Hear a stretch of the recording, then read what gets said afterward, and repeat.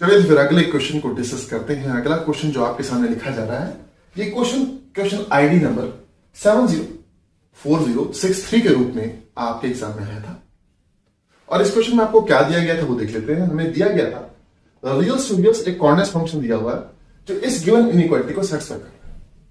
Okay, और ये देख हमसे पूछा जा रहा था कि अब ये बताइए ये फंक्शन क्या नेसेसरली 1 1 आएगा या नहीं आएगा, एंड नेसेसरली ऑन टू आएगा या नहीं आएगा। मतलब ये क्वेश्चन एक्चुअली में आपके पास पार्ट सी में आया था। दैट इज इस क्वेश्चन के आपके पास एक या एक से ज्यादा ठीक जवाब भी हो सकते हैं। तो चलिए अब इस क्वेश्चन को डिस्कस करते हैं जिसमें हमसे पूछा जा रहा है कि इसकी 1 1s और ऑन टू नेस आप डिस्कस कीजिए। देखिए 1 1 तो आप देख ही पा रहे हैं, किस तरीके से आप नोटिस करेंगे। अब अगर हम सिर्फ ये शो कर दें 1 1 के लिए कि अगर fx और fy अगर बराबर हो जाए, ठीक है, और हम ये शो कर दें कि x इक्वल टू y है, तो फंक्शन 1 1 हो जाता है। तो नोट्स कीजिए अगर fx और fy बराबर हो जाएंगे या तो पक्की बात है ये जो चीज आपके पास जीरो हो जाएगी। ठीक है, इसके जीरो होते ही हमारा ये वाला जो पार्ट आपके पास दिया हुआ है, ये वाला पार्ट कुछ इस तरीके से हो जाएगा, log of 1 plus mod of x minus why this is less और इक्वल टू 0 हो जाएगा। सही। अब log के अंदर जो इनपुट दिया हुआ, अगर आप ध्यान से देखेंगे ये हमेशा 1 या 1 से बड़ा आएगा। दैट इज ये चीज हमेशा ऐसी दी हुई। अब इन दोनों के बीच में ये लाई करेगा तो ये चीज आपके पास क्या हो जाएगी, आपको 0 हो जाएगी। अब ये चीज कब 0 होती है, जब log का जो इनपुट है वो 1 हो जाता है। अब ये 1 कब होगा, जब mod of x minus y इस केस में आपका क्या हो जाएगा, 0 हो जाएगा। दैट इज x और y दोनों आपस में बराबर हो जाएंगे, शोइंग दैट कि इस केस में ये बात तो क्लियर है कि नेसेसरली जो आपका फंक्शन है वो 1 1 तो आ गई है। अब हम डिस्कस करते हैं कि फंक्शन की ऑनटोनेस पे हम क्या कमेंट कर सकते हैं। देखिए अब पहली बात है कि हमें फंक्शन ये पता लग चुका है कि फंक्शन रियल स्टूडियस कॉन्टिन्यूअस है एंड 1 1, या इसलिए फंक्शन या तो आपके पास स्ट्रिक्टली इंक्रीजिंग आएगा या फिर फंक्शन आपके पास स्ट्रिक्टली डिक्रीजिंग आएगा और रियल स्केल। सही। ये अब हमें हेल्प करेगा फंक्शन के ऑनटोनेस चेक करने के लिए।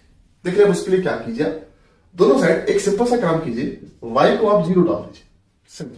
ठीक है, तो उधर क्या होगा हमारे पास, वहां हो जाएगा fx माइनस f ऑफ 0 का mod greater than equal to log of 1 plus mod हो जाएगा।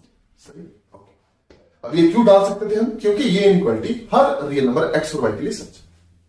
अब अगला आप क्या कीजिए, दोनों साइड अब आप क्या कीजिए, x को जरा इंफिनिटी टर्न कीजिए।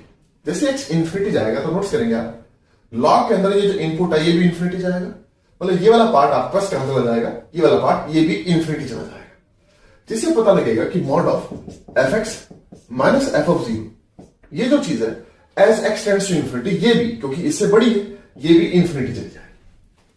मॉड खोलेंगे तो आपको दिखेगा कि fx माइनस f ऑफ 0 या तो इंफिनिटी जाएगा या फिर fx माइनस f ऑफ 0, इस केस में आपके पास माइनस इंफिनिटी जाएगा। ठीक है, मॉड खोलेंगे तो प्लस माइनस इंफिनिटी कुछ भी हो सकता है। अच्छी बात यह कि हम हमें पता फंक्शन स्ट्रिक्टली इंक्रीजिंग है, तो ये जो भी फंक्शन आएगा इसका अगर मैं थोड़ा रफली सा ग्राफ ड्रॉ करूं तो उसका ग्राफ या तो स्ट्रिक्टली इंक्रीजिंग आएगा इस तरीके से एंड इंफिनिटी जाएगा, हमें पता स्ट्रिक्टली इंक्रीजिंग है तो फिर इंफिनिटी ही जाएगा, और अगर स्ट्रिक्टली डिक्रीजिंग हुआ तो पक्का माइनस इंफिनिटी ही जाएगा, यहां से क्लियर होगा।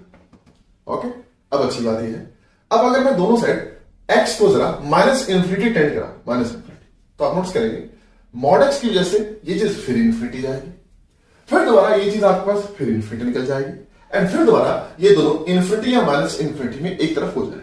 मतलब एस एक्स टेंड्स टू आपके पास minus infinity, f x minus f of 0 या तो आपके पास इंफिनिटी जाएगा या आपके पास माइनस इंफिनिटी जाएगा। अब इंपॉर्टेंट बात यह कि क्या हमारे फंक्शन का ग्राफ ऐसे रहेगा या उतरेगा या किस तरह से रहेगा। अब आप नोटिस कीजिए, हमें पता है कि फंक्शन स्ट्रिक्टली इंक्रीजिंग या स्ट्रिक्टली डिक्रीजिंग होने वाला है, तो अगर फंक्शन का ग्राफ शुरुआत में ऐसा है तो बाद में वो ऐसा नहीं हो सकता, क्योंकि वो इस बात को कॉन्ट्राडिक्ट कर जाएगा। तो मतलब या तो फंक्शन का ग्राफ कुछ ऐसा आएगा या फिर फंक्शन का ग्राफ स्ट्रिक्टली इंक्रीजिंग कुछ ऐसा निकल के आएगा।